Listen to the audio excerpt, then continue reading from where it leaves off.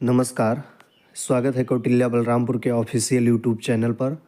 आज से हम लोग एक नए श्रृंखला की शुरुआत करेंगे और यह है एनसीईआरटी का जो कह सकते हैं कि सार संग्रह है एनसीईआरटी का। इसमें इसका मतलब ये होता है कि इसमें जितनी भी बातें लिखी गई हैं आपको बिना एनसीईआरटी पढ़े हुए यह वीडियो लेक्चर आप देख लेंगे। उसके साथ ही जितनी महत्वपूर्ण जानकारियां हैं एनसीईआरटी की वो आपको मिल जाएंगी। होता क्या है कि जिस भी एग्ज़ाम की आप लोग तैयारी कर रहे होंगे उसमें एनसीईआरटी आप लोगों को ऐसा नहीं है कि वो सिर्फ तथ्य सिखाता है, एनसीईआरटी शब्दों को सिखाता है। जैसे कभी कभी पूछ लिया जाता है मानवगत पूंजी क्या है, तो उस चीज़ को हम नहीं समझ पाते हैं, लेकिन एनसीईआरटी उसको एक का कोई ना कोई काल्पनिक कहानी ले आएगा या कोई मतलब जीता जागता उदाहरण ले आएगा। उसके साथ तुमको ये समझा देगा कि पूंजीगत कैपिटल क्या है या कुछ भी कोई भी शब्द होगा, उत्पादन प्रक्रिया क्या है, सबको वो आसान से भाषा में समझा देता है।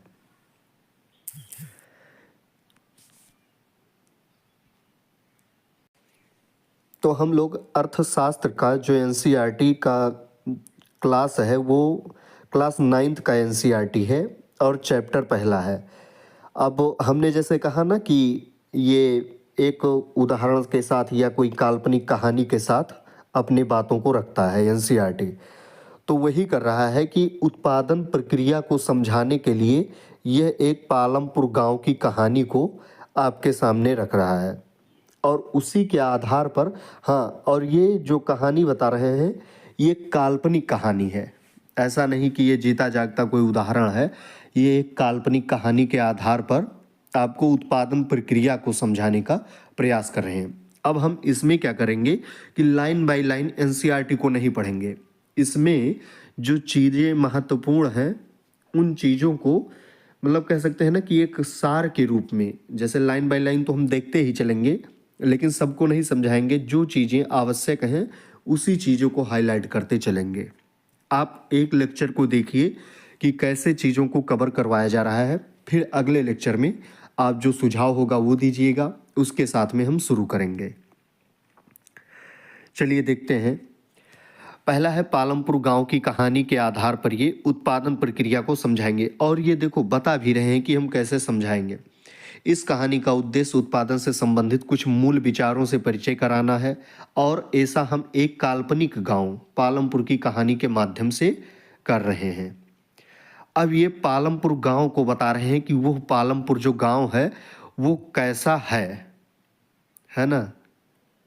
पालमपुर गांव है वो किस प्रकार का है, उसके आधार पर ये चीज़ों को स्थापित करने की कोशिश करेंगे। देखो क्या बता रहे हैं कि पालमपुर में खेती मुख्य क्रिया है। जैसे अगर कोई भी गांव होता है तो वहाँ पर खेती ही मुख्य क्रिया होती है, जबकि ऐसा नहीं है कि किसी भी गांव में आप देख लेंगे तो सभी लोग खेती पर ही आश्रित तो थोड़ी रहते हैं, अन्य कार्य भी करते हैं। तो उसी प्रकार से बता रहे हैं कि अन्य कई क्रियाएं भी हो रही हैं, अन्य कई क्रियाएं हो रही हैं जो मतलब नाम मात्र की हैं। जैसे लघु स्तरीय विनिर्माण क्षेत्र, विनिर्माण का मतलब होता है कि लगभग इंफ्रास्ट्रक्चरल चीज़ें हो गई या कह सकते हैं कि जो द्वितीय सेक्टर की चीज़ें होती हैं उनको विनिर्माण क्षेत्र में शामिल किया जाता है, जो लघु स्तर की हैं और वो भी सीमित स्तर पर हो रही हैं। डेयरी जो मतलब दूध का प्रसंस्करण किया जाता है, डेयरी सेक्टर भी है, परिवहन भी है, ये सब सीमित स्तर पर है। लेकिन जो मुख्य चीज़ें हैं वो क्या है, खेती वहाँ की मुख्य क्रिया है। ये पालमपुर गांव के बारे में एक बेसिक जानकारी है कि कैसे वहाँ के गांव के रहवासियों का आर्थिक गतिविधि कैसी है। फिर उसके बाद में चलते हैं, इन उत्पादन क्रियाओं के लिए विभिन्न प्रकार के हमें संसाधनों की आवश्यकता होगी ही होगी। तो वो कौन कौन सी संसाधन हैं? प्राकृतिक संसाधन हो गया, मानव निर्मित वस्तुएं हो गई, मानव प्रयास माने कि लेबर हो गया, और फिर मुद्रा माने कि कैपिटल। तो देखो, जो चीज़ हम उत्पादन प्रक्रिया को पढ़ते समय जैसे हमें जिन चीज़ों की आवश्यकता होती हैं उसमें 4 चीज़ें मुख्य है और ऐसे क्वेश्चन पूछे जाते हैं। वो 4 चीज़ें क्या-क्या हैं? पहला तो है कि हमारे पास एक भूमि हो, लैंड हो। दूसरा क्या हो? हमारे पास में लेबर हो। और तीसरा क्या हो? तीसरा हमारे पास में कैपिटल हो। भूमि हो, हमारे पास में श्रम हो और हमारे पास में पूंजी हो। और चौथा क्या होता है किसी भी उत्पादन प्रक्रिया के लिए जो महत्वपूर्ण है? उद्यमिता, माने कि एंटरप्रेन्योरशिप। ये क्या करता है कि इन तीनों चीज़ों को इकट्ठा करके उस पर रिस्क लेता है, तभी तो उत्पादन प्रक्रिया संभव हो पाती है। अब ये मानकर चलो कि भूमि भी है ना? श्रम भी है, कैपिटल भी है, लेकिन इन सब चीज़ों को एकत्रित करने के लिए किसी एक की आवश्यकता होगी ही। तो वो कौन करता है? वो एक उद्यमी व्यक्ति करता है, जो फैक्ट्री लगाता है, जो इनोवेशन करता है, वो इस प्रक्रिया को पूरा करता है, उत्पादन प्रक्रिया को। आई चीज़ें समझ में? इसी चीज़ को समझाने के लिए एनसीईआरटी आपको पूरा, इसीलिए कहते हैं कि एनसीईआरटी जरूरी इसलिए नहीं है कि तुमको वहां पर आंकड़े मिलेंगे, तथ्य मिलेंगे, नहीं। वहां पर तुमको कॉन्सेप्चुअल क्लियरिटी मिलेगी। वहां पर तुमको अगर कोई शब्द लिखा है जैसे उत्पादन को, वो उत्पादन को समझाने में बहुत समय ले लेगा और एक कहानी के माध्यम से या किसी काल्पनिक कहानी के माध्यम से तुमको उत्पादन समझाएगा। इसलिए एनसीईआरटी जरूरी है। अब देखते हैं, उम्मीद करते हैं कि उत्पादन प्रक्रिया आप लोगों को इतने में ही समझ में आ गया होगा। लेकिन अब चलते हैं कि ये किस प्रकार से ये समझा रहे हैं। इनका समझाने का तरीका बेहतर ही रहेगा, देखना। पालमपुर फिर बता रहे हैं कि ये कहाँ पर थे हम? हाँ, पालमपुर की कहानी में हमें विदित होगा कि गांव में इच्छित वस्तुओं और सेवाओं को उत्पादित करने के लिए विभिन्न संसाधन किस प्रकार से समायोजित किए जाते हैं, माने कि जोड़े जाते हैं। जैसे अभी हमने कहा ना कि लैंड, लेबर, कैपिटल, इन तीनों को जोड़ने वाला जो एक व्यक्ति है वही उद्यमी होता है। तो उसी प्रक्रिया को यह समझा रहे हैं। पालमपुर आस पड़ोस के गांव और कस्बों से भली भांति जुड़ा हुआ है। एक बड़ा गांव, देखो अब ये गांव का चित्रण कर रहे हैं। एक बड़ा गांव है रायगंज, पालमपुर से 3 किलोमीटर की दूरी पर है। रायगंज जो है वो पालमपुर से 3 किलोमीटर की दूरी पर है। प्रत्येक मौसम में यह सड़क गांव को, मतलब पालमपुर गांव को रायगंज और उसके आगे निकटतम छोटे कस्बे शाहपुर से जोड़ती है। देखो, इस चीज़ को यहाँ पर जो लिखे हुए हैं उस चीज़ को आप अपने गाँव से भी कल्पना करते हुए समझते चलिए। जब इस चीज़ को आप पढ़ रहे हों तो उसी एट द सेम टाइम आप इस चीज़ को अपने गांव से जोड़ते हुए चलिए। हाँ, इस सड़क पर गुड़ और अन्य वस्तुओं से लदी हुई बैलगाड़ियाँ, भैंसा बग्घी से लेकर अन्य कई तरह के वाहन जैसे मोटरसाइकिल, जीप, ट्रैक्टर और ट्रक तक देखे जा सकते हैं। इस गांव में विभिन्न जातियों के लगभग 450 परिवार रहते हैं। अब ये कल्पना किए हुए हैं, एग्जैक्ट आंकड़ा थोड़ी है कि मतलब 450 परिवार के लोग रहते हैं। गांव में अधिकांश भूमि के स्वामी उच्च जाति के, माने कि लगभग 80 परिवार हैं।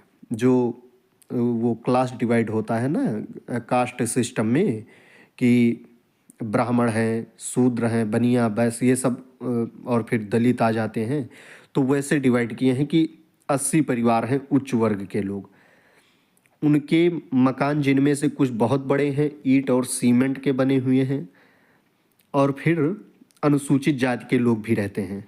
तो पहले इस चीज़ को ये डिवाइड कर दिए हैं और उनके घरों को बता रहे हैं कि कुछ के घर मिट्टी फूस के बने हुए हैं। अधिकांश के घरों में बिजली है।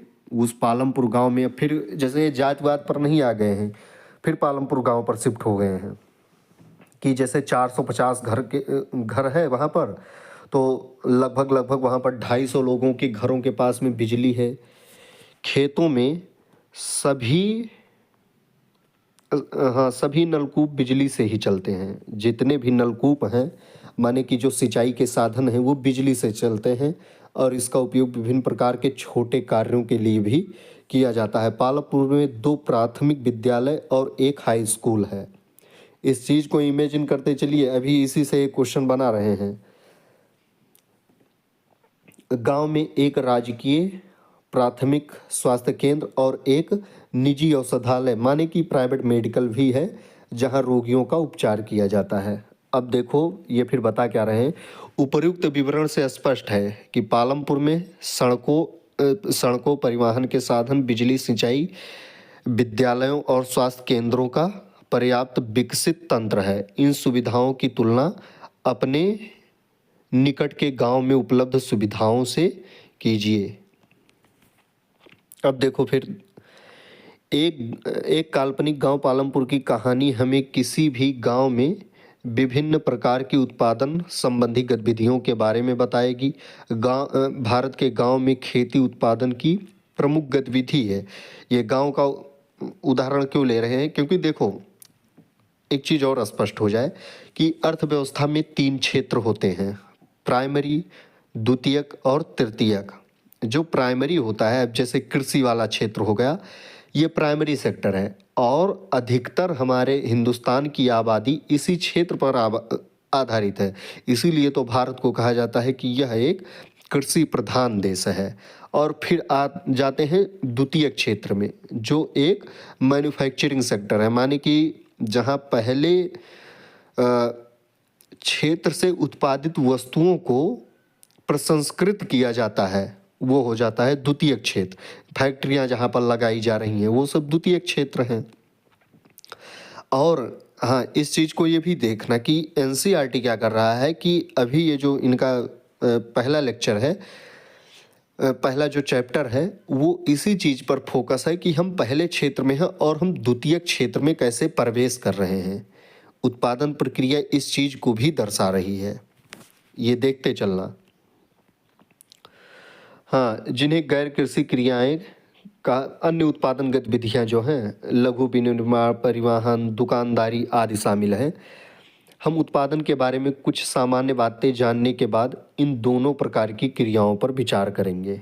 पहले समझ लेते हैं उत्पादन को ये कैसे समझा रहे हैं। उत्पादन का संगठन, पहला इनका हेडलाइन है उत्पादन का संगठन। उत्पादन का उद्देश्य ऐसी वस्तुओं और सेवाएं उत्पादित करना है जिनकी हमें आवश्यकता है। बिल्कुल सही बात है, उत्पादन हम उसी का करेंगे जिसकी हमें आवश्यकता है। जिस चीज़ की हमें आवश्यकता नहीं उस चीज़ का उत्पादन क्यों करेंगे, और वो चीज़ जब बिकेगी ही नहीं तो लोग, जो उत्पादन करने वाला व्यक्ति है, वो उत्पादन ही क्यों करेगा। जैसे यदि हम लोग धान गेहूं की खपत कर रहे हैं तो उसका उत्पादन भी कर रहे हैं। जैसे दाल के मामले में कहते हैं कि जितना दाल हम लोग उपज करते हैं उसका खपत भी कर लेते हैं, तो उसका और हाँ, एक चीज़ और दाल का खपत भी हम लोग सबसे अधिक करते हैं, तो इसीलिए तो सबसे अधिक उत्पादन कर रहे हैं। तो उत्पादन उसी चीज़ का किया जा रहा है जिस चीज़ की खपत होती है और जिस चीज़ की आवश्यकता होती है।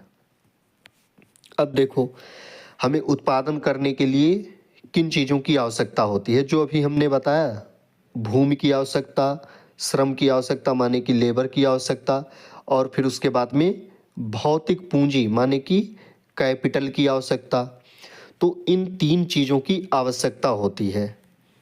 किसी भी उत्पादन प्रक्रिया में इन 3 चीज़ों की आवश्यकता होती है और इन तीनों को जो एकत्र करता है वो होता है उद्यमी, और वो हो जाता है, वो चौथी चीज़ है कि हमें उत्पादन प्रक्रिया में 4 चीज़ों को शामिल किया जाता है। ऐसे क्वेश्चन पूछ लिया जाएगा कि उत्पादन प्रक्रिया में कौन कौन सी चीज़ें शामिल होती हैं। दे देंगे भूमि, श्रम, फिर उसके बाद में पूंजी, और उसके बाद में एक कोई और ऑप्शन दे देंगे, चौथा उद्यमी वाला ऑप्शन नहीं देंगे, वही गलत हो जाएगा।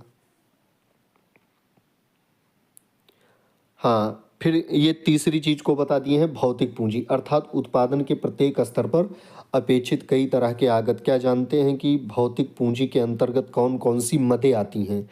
अब ये उस चीज़ को, मतलब जो पूंजी होता है, कैपिटल जो होता है, उस चीज़ को ये डिफाइन कर रहे हैं कि कौन कौन से प्रकार के पूंजी होते हैं। इस चीज़ को पढ़ लेते हैं क्योंकि ये आवश्यक है। हाँ, पहला है औजार मशीन भवन। ये क्या है? औजार तथा मशीनों के अत्यंत साधारण औजार जैसे किसान का हल से लेकर परिष्कृत मशीनें जैसे जनरेटर, टरबाइन, कंप्यूटर आदि आते हैं। औजार मशीनों और भवनों का उत्पादन में कई वर्षों तक प्रयोग होता है। इन्हें अस्थायी पूंजी कहते हैं। इस चीज़ को समझिए। जैसे आप ये मान लीजिए कि आप पैसा दे देंगे, लेबर रेंट जब आप दे रहे हैं तो वो तुम्हारा क्या है कि वो एक अस्थाई पूंजी नहीं है, वो परमानेंट पूंजी नहीं है, वो नॉन परमानेंट है। लेकिन ये चीज़ें एक बार जनरेट हो गई, ये कई वर्षों तक कार्य करती रहेंगी, इसलिए इन चीज़ों को अस्थाई पूंजी कहते हैं। फिर है कच्चा माल और नकद मुद्रा। उत्पादन में कई प्रकार के कच्चे माल की आवश्यकता होती है, जैसे बुनकर द्वारा प्रयोग किया जाने वाला सूत और कुम्हारों द्वारा प्रयोग में लाई जाने वाली मिट्टी।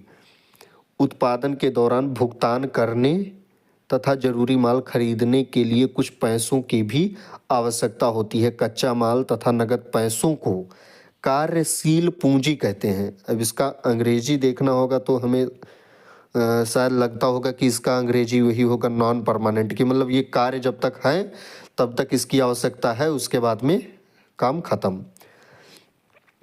औजारों, मशीनों तथा भवनों से भिन्न ये चीज़ें उत्पादन क्रिया के दौरान समाप्त हो जाती हैं। हाँ, जब तक उत्पादन हुआ तब तक इन पूंजियों का उपयोग हुआ, फिर उसके बाद में इन चीज़ों का समापन हो जाएगा।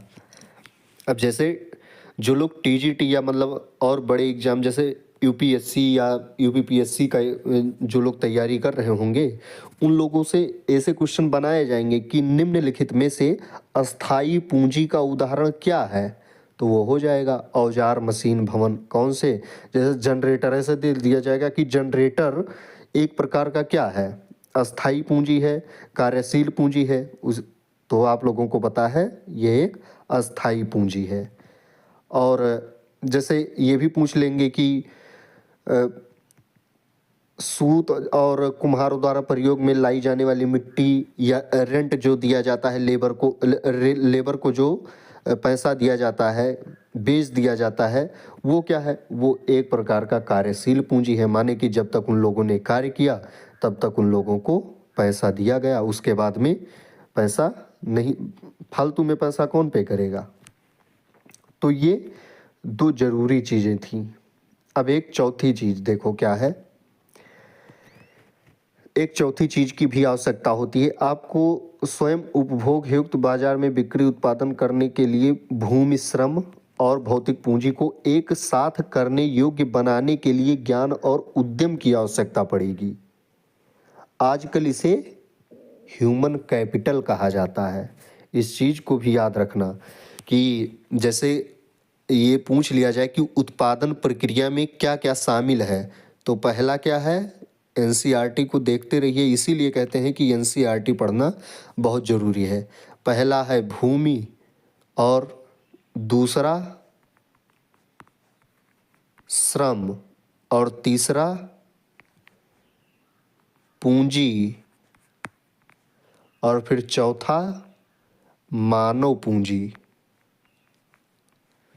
ये जानना जरूरी है, मानव पूंजी। भूमि, श्रम, पूंजी और मानव पूंजी, ये चार चीजें आवश्यक होती हैं किसी भी उत्पादन प्रक्रिया को सफल बनाने के लिए। अब फिर चलते हैं अगले। मानव पूंजी कहा जाता है। मानव पूंजी के विषय में और अधिक अध्ययन हम अगले अध्याय में करेंगे, मतलब बता दिए हैं कि अगले अध्याय में मानव पूंजी के बारे में अधिक अध्ययन करेंगे। हाँ, एक ये चित्र दिए हैं और इसमें पूछ रहे हैं कारखाने में मशीनों पर कार्य करते ये श्रमिक हैं। चित्र में उत्पादन में प्रयुक्त भूमि, श्रम और अस्थाई पूंजी को पहचान कीजिए। अस्थाई पूंजी का पहचान कीजिए। अब ये तो बता ही लोगे कि जिस जगह पर ये फैक्ट्री लगा है ये हो गई भूमि, है ना, प्रयुक्त भूमि। और ये जो लोग लेबर हैं, ये तो अब ये एक व्यक्ति है पहली चीज़, और ये जो कार्य कर रहे हैं वो लेबर हो गए। और अस्थाई पूंजी माने कि ये जो मशीनें हैं ये अस्थाई पूंजी हैं। अगर ये पूछ लिया जाता कि कार्यशील पूंजी क्या है, तो इसमें जो पैसा इनको बेच जो दिया जा रहा है, जो इनको श्रम के रूप में इनको पैसा दिया जा रहा है, वो होता है कार्यशील पूंजी।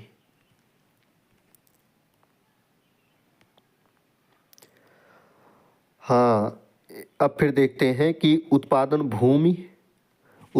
भूमि श्रम और पूंजी को संयोजित करके संगठित होता है, जिन्हें उत्पादन के कारक कहा जाता है। पालमपुर की कहानी को पढ़ने के क्रम में हम उत्पादन के प्रथम 3 कारकों के बारे में और अधिक सीखेंगे। सुविधा के लिए इस अध्याय में हम भौतिक भौतिक पूंजी को पूंजी कहेंगे।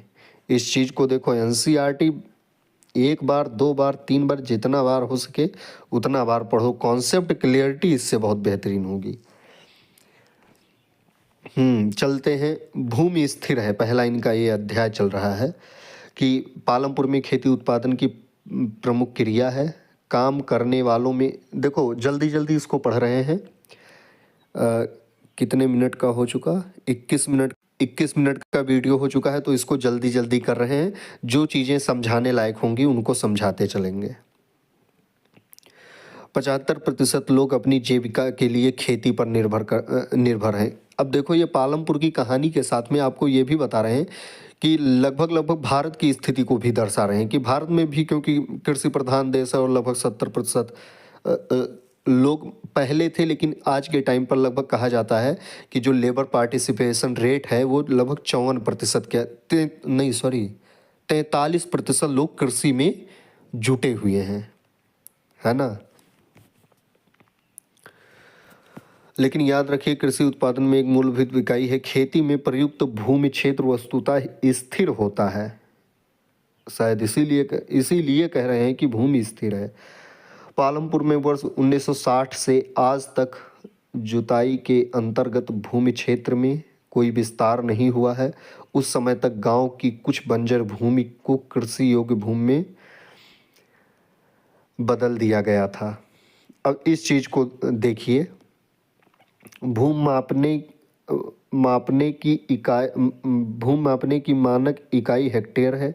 ये अब उन सब चीज़ों को कवर कर रहे हैं कि भूमि मापने के लिए किस चीज़ का उपयोग किया जाता है। हेक्टेयर कहीं कहीं पर बीघा होता है, कहीं पर गुंठा आदि जैसे क्षेत्रीय इकाइयों में भी किया जाता है। फिर उसके बाद में ये सिंचाई पर आ जाते हैं। जो अब क्या है, क्या उसी भूमि, हाँ मतलब देखो, एक एक सवाल पूछ रहे हैं। भूमि स्थिर है, फिर दूसरा सवाल पूछ रहे हैं कि क्या उसी भूमि से अधिक पैदावार करने का कोई तरीका है। बिल्कुल तरीका है। अब ये उस तरीके को बता रहे हैं कि अगर ये देखो, रबी खरीफ जायद माने कि इसी प्रक्रिया को ये क्या कहे हैं कि बहुविध फसल प्रणाली कहते हैं।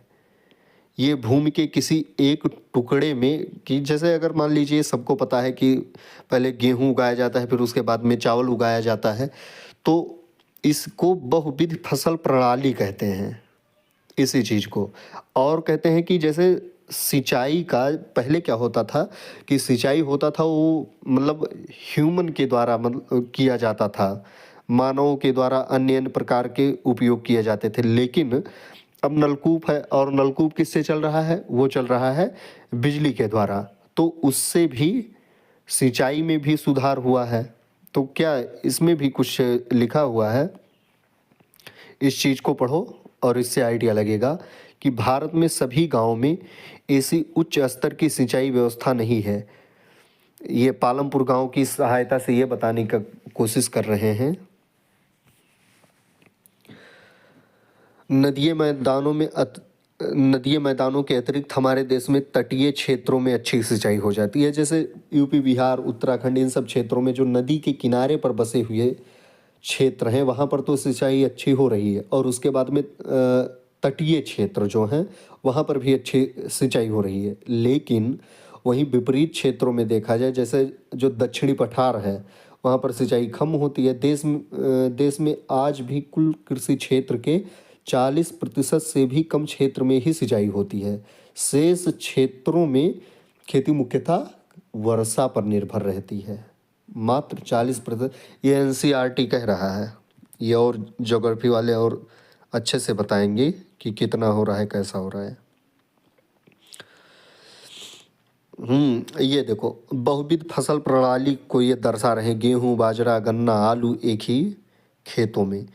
फिर इसके बाद में ये कहाँ पर चले जाएंगे, हाँ, जुताई क्षेत्र कि मतलब कृषि योग्य भूमि कैसे कैसे समय के साथ में बढ़ता गया। हाँ, बढ़ता क्या गया, कैसे कैसे मतलब बदलता गया। अब इस आंकड़े के आधार पर तुमसे एक क्वेश्चन बनाया जा सकता है कि निम्नलिखित में से क्या भारत के जुताई क्षेत्र में निरंतर क्या हुआ है। अब ऑप्शन रहेगा बढ़ोतरी हुई है या घटता, मतलब जुताई क्षेत्र घटता गया है या सतत रहा है या बढ़ता घटता रहा है।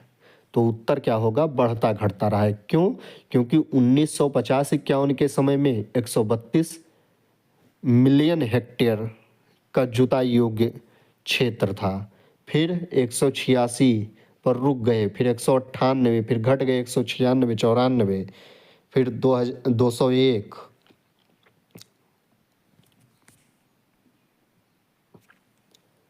फिर उसके बाद में 198, फिर 197। तो मतलब निरंतर, मतलब ऐसा नहीं है कि सतत रूप से बढ़ता रहा है, कभी बढ़ा है फिर घट गया है ना। जैसे 98 से फिर 94 हो गया, फिर 201 से 197 हो गया, तो ये बढ़ता घटता रहा है। तो ये भी दर्शा रहे हैं कि जुताई क्षेत्र एक प्रकार से किस प्रकार का अपना परिदृश्य बदलता रहा है ना। अब इस आंकड़े को आप देखेंगे तो इसके हिसाब से आप ये भी कह सकते हैं कि एक हिसाब से शुरू में 1950 से 51 के बीच से लेकर के और जब ये 2000 तक पहुँचे वहाँ पर आ गए, फिर ऐसे ऐसे मतलब जिग जैग लाइन में चलते रहे हैं। ऐसा नहीं है कि खूब तेज़ से ग्रोथ ही कर दिए या गिर ही गए हैं।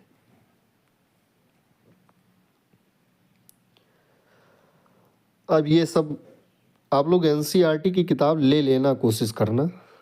सिंचाई का साधन, फिर वर्षा, तालाब, नलकूप, नहर आदि, मतलब ये अपने क्षेत्र के बारे में ये भरने को बता रहे हैं कि आपके वहाँ पर कौन कौन सी फसल उपजाई जाती है, किस माह में बोई जाती है। इसके हिसाब से देखो तुमको ये भी एनसीईआरटी बता रही है कि कौन सी फसल, ये आप लोग लिखना कि रबी के टाइम पर कौन कौन सी फसल रबी का है, कौन कौन सी फसल खरीफ है, कौन कौन सी फसल जायद है। तो ये जब आप भरेंगे, एनसीईआरटी जो कक्षा 9 का बच्चा है वो जब इस चीज़ को भरेगा तो किस माह में बोई जाती है, किस माह में काटी जाती है, तो इससे ये क्लियर हो जाएगा कि वो फसल रबी खरीफ जायद में से कौन सी है। सिंचाई का साधन क्या है, वर्षा, तालाब, नलकूप, नहर आदि। तो इसमें आप लोग क्या करना कि अपने प्रदेश का जो अपने प्रदेश क्या ऐसा करना कि जिन प्रदेश में, किस प्रदेश में वर्षा से सबसे अधिक सिंचाई हो रही है, कहाँ पर तालाब से, कहाँ पर नलकूप, कहाँ पर नहर।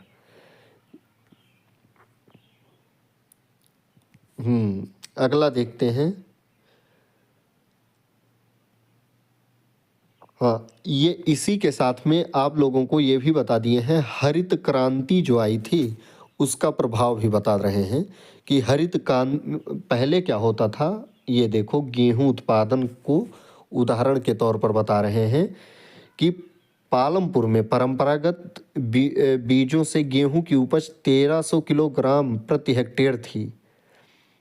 HYB बीजों, मतलब वो जो हरित क्रांति में बीजों का उपयोग किया गया, हाई यील्ड, मतलब जिन बीजों में ज़्यादा प्रोडक्शन हो रहा है, बीजों से उपज 3200 किलोग्राम प्रति हेक्टेयर तक पहुंच गई। गेहूं के उपज में बहुत अधिक वृद्धि हुई, किसानों के पास बाजार में बेचने को अब अधिशेष गेहूं की काफ़ी मात्रा भी उपलब्ध हुई। तो ये जो हरित क्रांति थी उसके बारे में बता रहे हैं। क्या भूमि ये धारण कर पाएगी। अब अब देखो कहाँ पर आ गए, हरित क्रांति जिस चीज़ को बताए हैं उसी चीज़ को ये क्या कर रहे हैं कि जैसे उर्वरक का इस्तेमाल किया गया, अब उस चीज़ को ये काउंटर कर रहे हैं, लेकिन ये तुम्हारे कॉन्सेप्ट को क्लियर कर रहे हैं। हाँ, इस चीज़ को देख लो कि 1965 से 66 के टाइम पर जो दालों का उत्पादन था वो 10 करोड़ टन था, और गेहूं का उत्पादन वो भी 10 करोड़ टन था। और धीरे धीरे हरित क्रांति का ये प्रभाव ही रहा कि आज के टाइम पर गेहूं 107 करोड़ टन का उत्पादन किया जाता है। तो ये हरित क्रांति का ही प्रभाव था। इस चीज़ को पढ़ लेते हैं, क्योंकि यहाँ से आज के टाइम पर अगर जब आप कहते हैं कि कोई कॉन्सेप्चुअल उत्तर लिख रहे होंगे या उत्तर लेखन कर रहे होंगे तो वहाँ पर इसका उपयोग हो जाएगा। देखो, भूमि एक प्राकृतिक संसाधन है, अतः इसका सावधानी पूर्वक प्रयोग करने की ज़रूरत है। ये अब क्लाइमेट पर चले आए हैं। वैज्ञानिक रिपोर्टों के संकेत मिलता है कि खेती की आधुनिक कृषि विधियों ने प्राकृतिक संसाधन आधार का अति उपयोग किया है। उनके क्षेत्रों में हरित क्रांति के कारण उर्वरकों के अधिक प्रयोग से मिट्टी की उर्वरता कम हो गई है। इसके अतिरिक्त नलकूपों से सिंचाई के कारण भूमि जल के सतत प्रयोग से भौम जल स्तर कम हो गया है। मिट्टी की उर्वरता और भौम जल जैसे पर्यावरणीय संसाधन कई वर्षों में बनते हैं, एक बार नष्ट होने की। देखो, पहले क्या बता रहे हैं कि हरित क्रांति के कारण पहली चीज उर्वरकों का अधिक प्रयोग हुआ। इससे क्या हुआ, मिट्टी की उर्वरता कम हो गई। फिर क्या हुआ, और जब मिट्टी की उर्वरता कम हो गई, क्योंकि जब उर्वरक का आप इस्तेमाल कर रहे हैं तो अधिक जल का उपयोग करेंगे, जिससे क्या हो रहा है, अधिक जल जो भूमि का जल स्तर हो वो कम हो रहा है। और जब भूमि जल स्तर कम होगा तो जाहिर सी बात है कि पीने योग्य जो हमें स्वच्छ जल मिल रहा है उसकी समस्या हो जाएगी। फिर है मिट्टी की उर्वरता और भौम जल, मतलब मिट्टी की उर्वरता कम हो जाती है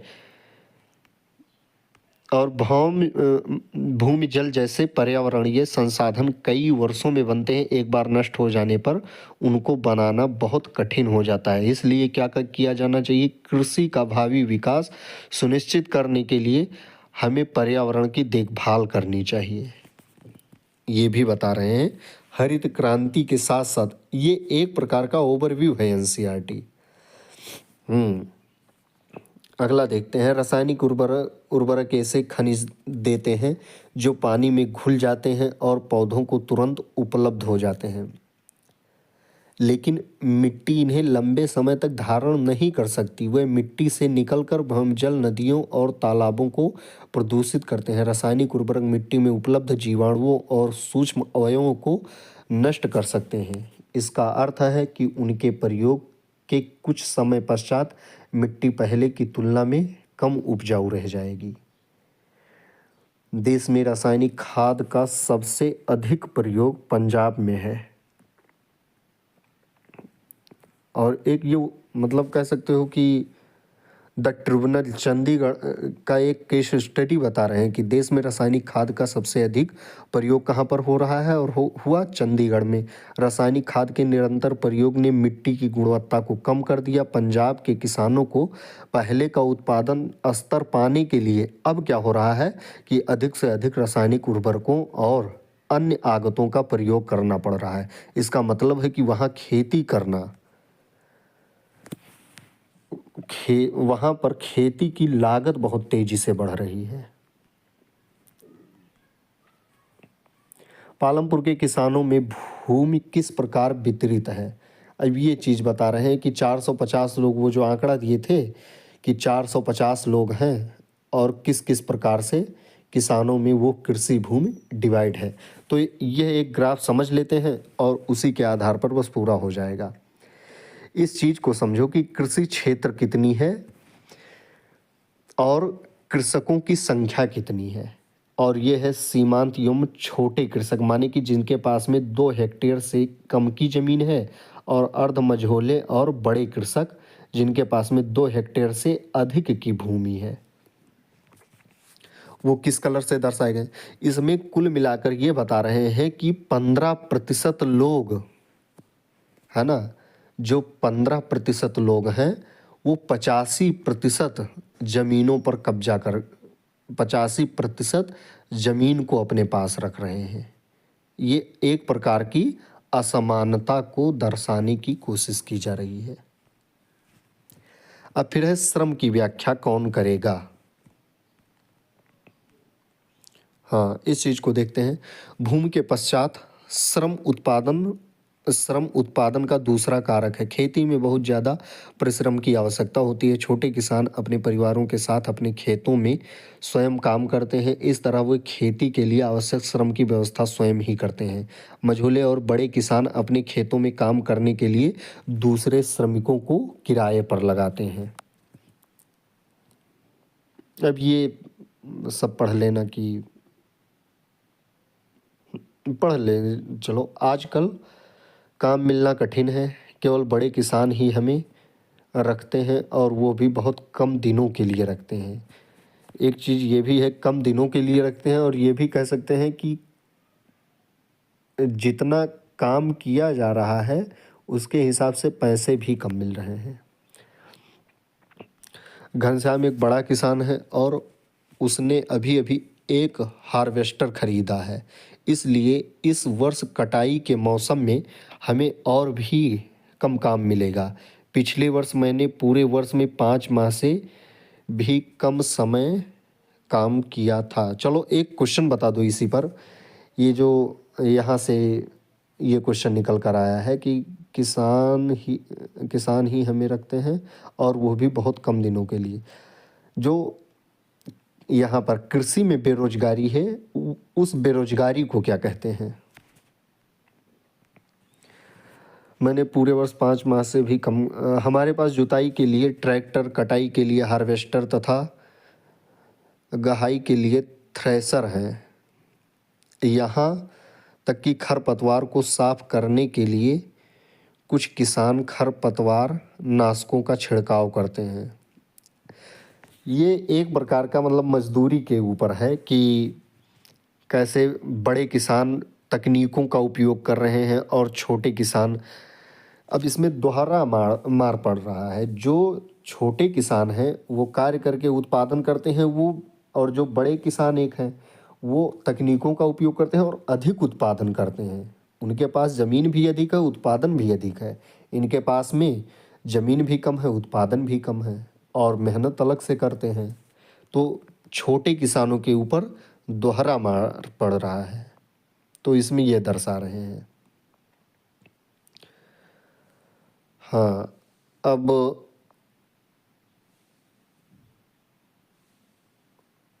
अगला देखते हैं। एक है सविता की कहानी, इससे कुछ समझते हैं। सविता एक लघु कृषक है। वो अपनी 1 हेक्टेयर ज़मीन पर गेहूं पैदा करने की योजना बनाती है। बीज और कीटनाशकों के अतिरिक्त उसे पानी खरीदने और खेती के औजारों की मरम्मत करवाने के लिए नकद नकद पैसों की ज़रूरत है। उसका अनुमान है कि कार्यशील पूंजी के रूप में ही, चलो बताओ कार्यशील पूंजी क्या है? अभी बढ़ा चुके हैं। एक कार्यशील पूंजी बताए थे और एक कौन सा पूंजी था? उसे 3,000 रुपये चाहिए।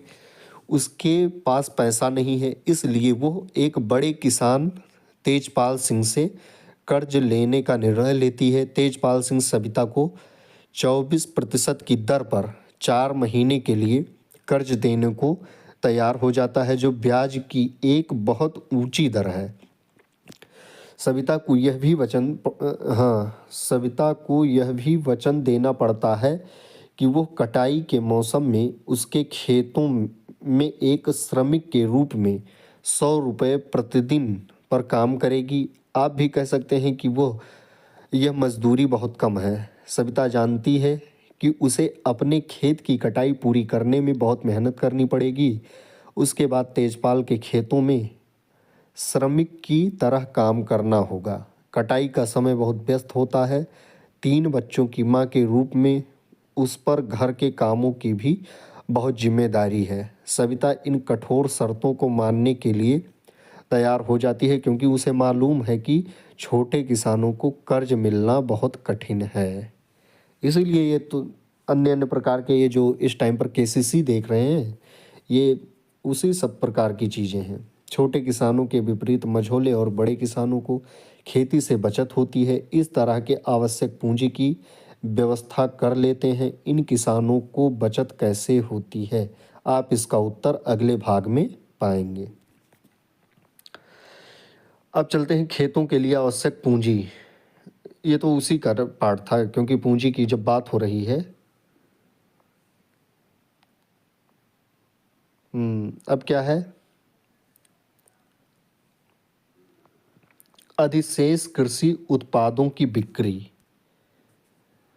देखो बढ़ा बढ़ा कर इसमें इसलिए बता रहे हैं क्योंकि ये वीडियो इस टाइम पर ये लगभग हो गया 40 मिनट का।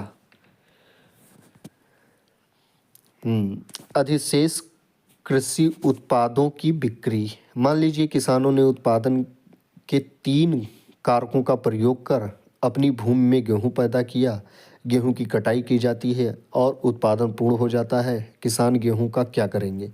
अब वो जाहिर सी बात है कि कुछ खाने के लिए रख लेंगे, उपभोग के लिए, और जो बचेगा अधिशेष के रूप में, तो उसी अधिशेष की बात यहाँ पर की जा रही है।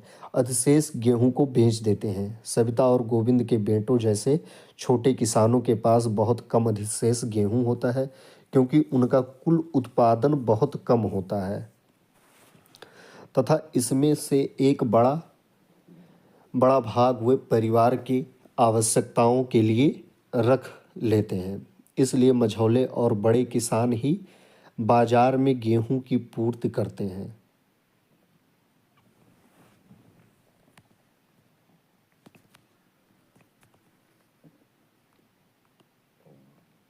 ये जो अधिशेष कृषि उत्पादों की बिक्री है उसके बारे में कहानी है। फिर है पालमपुर में गैर कृषि क्रियाएं, जो अन्य क्रियाएं जो शुरू में आप लोग पढ़े थे, तो अब उस चीज़ को देखते हैं। हमने देखा कि पालमपुर में खेती ही प्रमुख उत्पादन क्रिया है।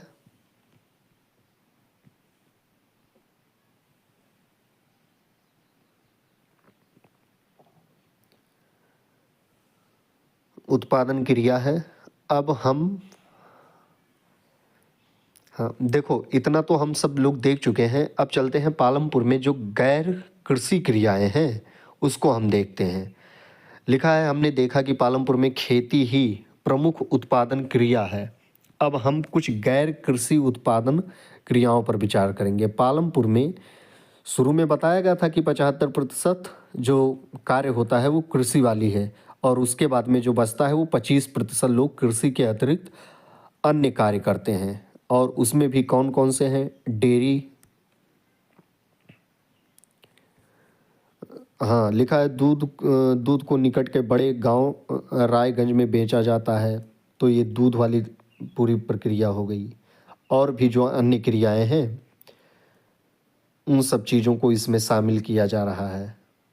उत्पादन, उपभोग, अब ये सब पूरा कुल मिलाकर ये आप लोग बता ले जाएंगे कि एक वर्ष में, जैसे देखो आइए चर्चा करें। ये मतलब कह सकते हैं कि एक प्रकार से उपभोग कितना हुआ, कितना बचा जो बेचा गया, अगले वर्ष के लिए कितनी पूंजी, तो ये सब मतलब एक प्रकार का क्रियाकलाप है। पालमपुर में लघु स्तरीय विनिर्माण का एक उदाहरण। इस समय पालमपुर में 50 से कम लोग विनिर्माण कार्यों में लगे हैं। 50 से भी कम लोग। अब मान सकते हैं कि अगर 50 भी मान लिया जाए तो कितना हो जाएगा, लगभग 11-12% लोग कहाँ पर लगे हुए हैं? वो लगे हुए हैं विनिर्माण क्षेत्र में। शहरों कस्बों में बड़ी फैक्ट्रियां होने वाले विनिर्माण के विपरीत पालमपुर में विनिर्माण में बहुत सरल उत्पादन विधियों का प्रयोग होता है और छोटे पैमाने पर ही किया जाता है। विनिर्माण कार्य पारिवारिक श्रम की सहायता से अधिकतर घरों या खेतों में किया जाता है। अब एक दो कहानी बताएंगे। एक है मिस्री लाल की कहानी, जो क्या कर रहा है कि गन्ना पेरने वाली एक मशीन खरीदी है जो बिजली से चलती है और उसे अपने खेत में लगाया। पहले गन्नों को पेरने का काम बैलों की मदद से किया जाता था, पर अब लोग इसे मशीन से करना पसंद करते हैं। मिस्री लाल दूसरे किसानों से भी गन्ना खरीद कर उससे गुड़ बनाता है। गुड़ को फिर शाहपुर के व्यापारियों को बेचा जाता है।